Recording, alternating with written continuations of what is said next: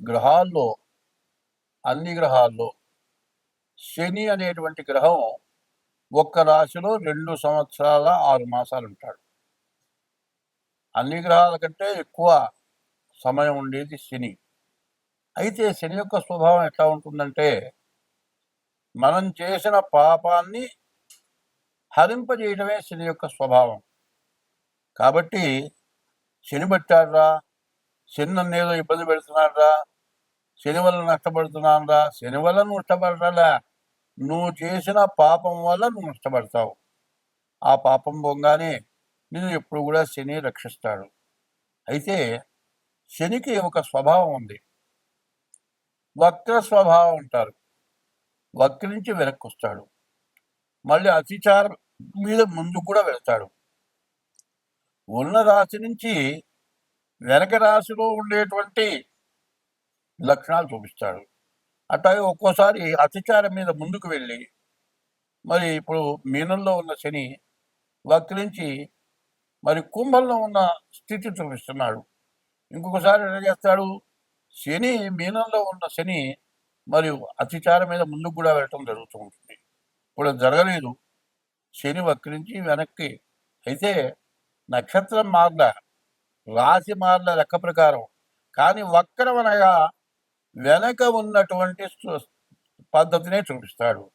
ఇప్పుడు అందరికీ కూడా ఏమందంటే, మీనానికి శని వెళితే మకరం వాళ్ళకి ఈనాటి శని అయిపోయింది అనుకుంటున్నారు.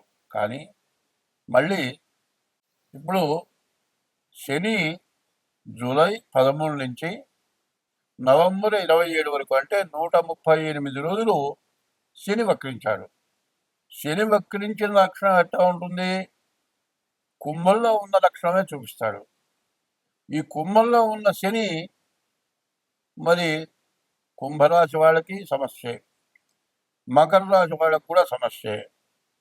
అట్లాగే ఈ మకర రాశి కాకుండా ఈ కుంభరాశికి మకర రాశికి బాగా ఇబ్బందికరంగా ఉంటుంది. అనవసరమైన ఖర్చులు, నష్టాలు, కష్ట నష్టాలు, అనేక రకాల సమస్యలు అన్నీ కూడా ఇబ్బందిగా ఉంటాయి. అదే కాదు, దేశం మొత్తం మీద విపరీతమైన వర్షాలు, భూకంపాలు, రకరకాలైన ఉపద్రవాలు, నదులు పొంగటం, మరి సముద్రాలు పొంగటం, ఇవన్నీ కూడా రకరకాలైన సమస్యలు వస్తూ ఉంటాయి. కానీ ఈ సమస్యలన్నిటికీ కూడా అందులో కారణం ఏమిటంటే మన పాపమే కారణం. పూర్వం పాపం అనే దాన్ని పరిహారం చేయడానికి ఇప్పుడే చెప్పాడు, అన్నదానము కన్నా అధిక దానము లేదన్నారు.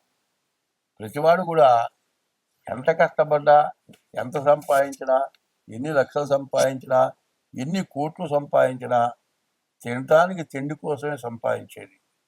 కోట్లు సంపాదించినా కోట్లు తినడు, లక్షలు సంపాదించినా లక్షలు తినడు. రాజాధిరాజే కొత్త రాజ్యం పరిపాలించిన అందరూ తినేది అన్నది.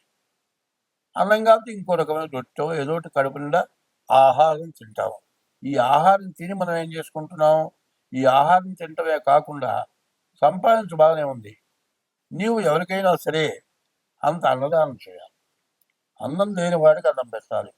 ప్రతివాడికి పెడితే, ఎవరికి పెడితే వాడికి అన్నం పెట్టడం కాదు పద్ధతి. ఇప్పుడు ఎవరింటో శుభకార్యం అయిందనుకోండి, తనతో సమానమైన ఐశ్వర్యవంతుడిని పిలిచి భోజనం పెట్టాలని చూస్తాడు. కానీ వాడు ఏం చేస్తాడు, నలుగురిలో కూర్చొని కడుపు నిండా అన్నం తినడు. అది కాస్త అది కాస్త అట్లా నాలిక రాచుకొని తిన్నాను అనిపించి పెట్టిన దాంట్లో 3 వంతులు పారేసి వెళ్ళిపోతాడు. అదే ఆకలైన వాడు, అన్నం లేనివాడు, అన్నమో రామచంద్ర అని బాధపడేవాడు ఆకలైనప్పుడు అంత అన్నం పెడితే కడుపు నిండా తృప్తిగా తింటాడు. తిన్న తర్వాత ఆయన వల్ల కడుపు నిండా తిన్నాను, అన్నదాత సుఖీభవ అంటాడు. అన్నదాత సుఖీభవ, మరి తర్వాత తిన్నదాత స్థిరోభవ అని కూడా ఉంది. అట్లా ఉంటుంది. కాబట్టి పాపాలు అనేవి చేయటం అనేది, కొన్ని పాపాలు అనుకోకుండా జరుగుతాయి, మనం చేయాలని చెయ్యం. ఆ చేసిన పాపాల వల్ల మరి శని వల్ల చాలా ఇబ్బందులు పడుతూ ఉంటారు. కాబట్టి ఆ ఇబ్బందుల నుంచి బయటపడాలంటే ముందు అన్నదానం ప్రధానమైంది. కాదండి, అన్నదానం చేయటానికి కుదరదంటే ఇప్పుడు వానాకాలం చీమల పుట్టలు కూడా తడిసిపోయి ఉంటాయి. అవి కొత్త పుట్టలు తయారు చేసుకుంటాయి. ఆహారం కూడా వెతుక్కుంటాయి. ఇప్పుడు వర్షం పడుతోంది. ఈ వర్షం దెబ్బకి పుట్టలు మొత్తం కుంగిపోతాయి. ఇంకో చోట వర్షం లేని చోట ఏ ఇళ్లలోనూ పుట్టలు పెట్టుకుంటాయి. అక్కడికి ఆహారం తీసుకెళ్తాయి. ఇది సంవత్సరం పాటు ఆహారం తింటాయి. బియ్యపు రవ్వ, పంచదార కలిపి మట్టి నేలలో పుట్టల దగ్గర వేస్తే ఆ జీవరాశులు, ఆ చీమలు ఆహారం తింటాయి. మనం వేసిన ఒక్కరోజుగా తినేది ఒక సంవత్సరం పాటు తినొచ్చు. ఇంకా ఎక్కువ రోజులు కూడా తినొచ్చు. ఎంతో మందికి అన్నదానం చేసినటువంటి పుణ్యం వస్తుంది. అన్నదానం అనేది ఎట్లా ఉండాలి అంటే, నోరు లేని జీవరాశులు ఉన్నాయి. నోరు తెరిచి నాకు ఆకలి అవుతుంది పెట్టు అని అడిగేటువంటి స్థితిలో ఈ జీవరాశులు లేదు. కొన్ని జీవరాశులు వస్తాయి, మన దగ్గర వచ్చి నుంచుంటాయి. అట్లా చూస్తే అంబాలు అరుస్తాయి. లేకపోతే భౌభౌ అని అరుస్తుంది కుక్క, అంబాను ఆవరుస్తుంది. లేకపోతే రామచిలక కీచుకిచుమంటుంది. ఇట్లా ఆ గ్రహ చెట్ల మీద ఉండేటువంటి పక్షులు ఈ వర్షానికి ఆహారం లేక తన్నుకుంటూ ఉంటాయి. అటువంటి వాటికి ఆహారం పెడితే మనకు సమస్త పాపాలు నశించిపోతాయి. అయితే పెట్టమన్నా కదా అని పెట్టడం కాదు, పెట్టిన తర్వాత మనం ఎటువంటి పాపం చేయకూడదు. తెలిసి తెలియక చేసిన పాపం వీటి వల్ల నశించిపోతుంది, కానీ మళ్ళీ పాపం చేయకుండా ఉండాలి. శని ఎటువంటి వాడు అంటే, తండ్రి కొడుకుని ఎట్లా శిక్షిస్తాడో తప్పు చేస్తే అట్లా శిక్షించేవాడే శని. అందువల్ల ఈ శని యొక్క ప్రభావం ఎట్లా ఉంటుంది అంటే, నీవు చేసిన తప్పుకి నీకు శిక్ష పడుతుంది. కాబట్టి ఈ మకర కుంభరాశులకి, మరి మీనరాశికి, ఈ 3 రాశులకు కూడా చెప్పాలి అంటే పూర్తిగా శని వల్ల చాలా నష్ట కష్టాలు రాబోతున్నాయి. కాబట్టి ఈ 138 రోజులు కూడా చేతనైనంత వరకు ఈశ్వరాభిషేకం, మారేంద్రాలతో పూజ అట్లా చేసుకోండి. ఇంకా మీ జాతకం చూపించుకోండి. జాతక రీత్యా మీకు ఏదైనా దోషాలుంటే ఆ దోషాలు పోవటానికి ప్రయత్నం చేయండి. స్వస్తి. 2025 సంవత్సరం మరి జూలై నెల 13 నుంచి నవంబర్ నెల 27 వరకు కుంభం, మీనం రెండిటికి ఒకటే సమస్య వస్తుంది. ఈ కుంభంలో ఉన్నటువంటి శని మీనానికి వచ్చాడు.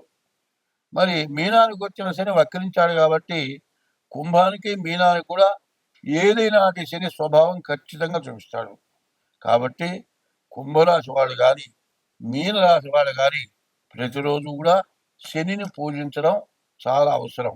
ఒకటి గుర్తు చెబుతున్నాను, ఎవరైనా నల్లటి కుండ తీసుకొని ఎదురు వచ్చినా, మరి దున్నపోతు కానీ నల్లటి బర్రె కానీ ఎదురు వచ్చినా చాలా ఆగి వెళ్ళటం మంచిది. నల్ల పిల్లి ఎదురొచ్చినా కూడా ఈ మకర కుంభ మీనాలకి చాలా కష్టదశని చెప్పాలి. కాబట్టి ఈ మకర కుంభ మీనాల వాళ్ళు మూడింటికి కూడా ప్రత్యేకించి చెబుతూ ఉన్నాను, ప్రతిరోజు ఈ 138 రోజులు శని దగ్గర దీపారాధన చేయండి. ఈ 138 రోజుల్లో ఎన్ని శనివారాలు వస్తే అన్ని శనివారాలు శనికి అభిషేకం చేయించుకోండి. మరి ఈ శ్రావణ మాసం నెల మొత్తం ఈశ్వరుడికి అభిషేకం చేయించుకుంటే ఐశ్వర్యాన్ని ఇస్తాడు, దరిద్రం రాదు, మీ కష్టాలు మొత్తం పోతాయి. మరి ఈశ్వరుడిచ్చే ఐశ్వర్యం శాశ్వతంగా ఉంటుంది, మంచి కీర్తిని తెస్తుంది. కానీ ఈ శ్రావణ మాసంలో వరలక్ష్మి వ్రతం కాబట్టి లక్ష్మి మాత్రం చంచలమైంది, కరెక్ట్గా ఉండేది కాదు, ఉన్నట్టుండి వెళ్ళిపోతుంది. కాబట్టి లక్ష్మిని పూజించండి, ఈశ్వరుని పూజించండి, శనిని పూజించండి. ఈ మకర కుంభ మీన రాశులు, ఈ 3 రాశుల వాడు కూడా ఎంత జాగ్రత్తగా ఉంటే అంత మంచిది. మరి ప్రతిరోజు కూడా కనీసం అన్నదానం చేయలేకపోయినా పిపీలికా సమారాధన, బియ్యపు రవ్వ, పంచదార కలిపి చీమలకు వేయండి, మీకు ఎంతైనా మంచి జరుగుతుంది. స్వస్తి.